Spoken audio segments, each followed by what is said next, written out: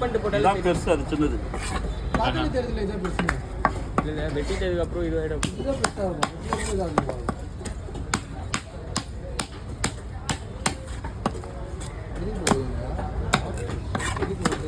தலையை வெட்டு. இது கழிக்காதுண்ணா, பூனார் மட்டும் வெளியே.